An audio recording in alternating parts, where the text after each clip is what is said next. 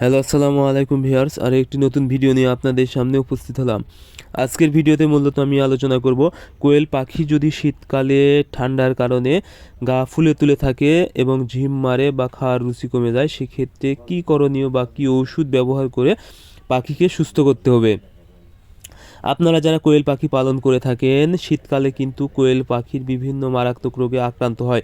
বিশেষ করে ঠান্ডাজনিত যে সমস্যাগুলো আছে সেই রোগে কিন্তু আক্রান্ত হয়। এজন্য অবশ্যই শীতকালে যেন পাখি সুস্থ থাকে, এজন্য অবশ্যই পাখিকে যেন ঠান্ডা না লাগে বা কোনোভাবে ঠান্ডা বাতাস না লাগে সেদিকে অবশ্যই খেয়াল রাখতে হবে। এর জন্য আপনাদেরকে সর্বপ্রথম যে কাজটি করতে হবে সেটা হলো পাখি যেই জায়গাটা রাখবেন সেই জায়গার চারদিকে সুন্দর করে আপনারা ঘিরে রাখবেন। অর্থাৎ যে পাশ দিয়ে বিশেষ করে বাতাস প্রবেশ করে সেই দিকে অবশ্যই আপনারা কোনো কাপড় বা কোনো কিছু দিয়ে একদম ঘিরে রাখবেন যেন বাতাস প্রবেশ করতে না পারে। কারণ পাখিকে যদি ঠান্ডা বাতাস লাগে তাহলে কিন্তু অনেক মারাত্মক রোগ হওয়ার সম্ভাবনা থাকে এবং ঠান্ডাজনিত যে প্রবলেম সর্দি বা কাশি এই সমস্যা যদি হয় সেক্ষেত্রে দেখা যাবে পাখির খাবারের রুচি কমে যাবে বা একটু বেশি ঠান্ডা লাগলে কিন্তু পাখি মারা যেতে পারে। এই জন্য অবশ্যই আপনাদেরকে ঠান্ডার হাত থেকে পাখিকে রক্ষা করতে এই বিষয়টা আপনাদেরকে সতর্কতার সাথে দেখতে হবে। আর অবশ্যই আপনাদেরকে নিয়মিত এডি ব্যবহার করতে হবে। এডি ব্যবহার করলে দেখা যাবে পাখির গা গরম থাকবে এবং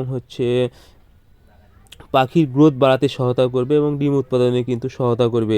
এই জন্য অবশ্যই আপনারা এই শীতকালে পর্যাপ্ত পরিমাণ নিয়মিত পাখিকে এডি খাওয়াবেন।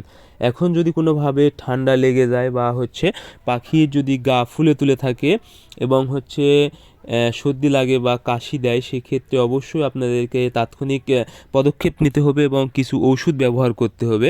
সেটা হলো ওষুধ হিসেবে অবশ্যই আপনারা ইউরোকট 1 গ্রাম 2 লিটার পানিতে ব্যবহার করবেন এবং সাথে ডক্সিভেট 1 গ্রাম 1 লিটার পানিতে ব্যবহার করবেন এবং একবেলা আপনারা অবশ্যই ফার্স্ট ভেট ব্যবহার করবেন। যদি জ্বরের সমস্যা থাকে সেক্ষেত্রে ফার্স্ট ভেট 1 গ্রাম 1 লিটার পানিতে ব্যবহার করবেন এবং একবেলা আপনারা রেসগার্ড বা রেসপিরন এই জাতীয় ওষুধ যদি ব্যবহার করতে পারেন তাহলে কিন্তু পাখির যদি যে কোনো ধরনের ঠান্ডা বা সর্দি বা কাশি যাই থাকুক না কেন খুব দ্রুত পাখি সুস্থ হয়ে যাবে এবং পাখি কিন্তু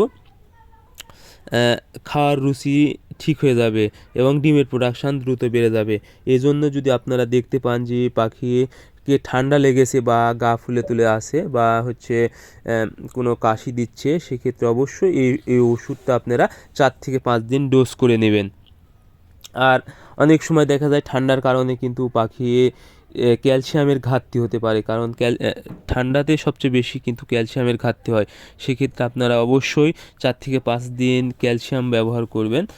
এতে কিন্তু ডিমের প্রোডাকশান ভালো থাকবে এবং ডিমের খোসা শক্ত হবে এবং পাখি কিন্তু অনেক সময় দেখা যায় পাখির ডিম আটকে মারা যায়। সেক্ষেত্রে কিন্তু পাখিকে ডিম দিতে সুবিধা হবে বা সহজে ডিম দিতে পারবে, এতে পাখি মারা যাবে না।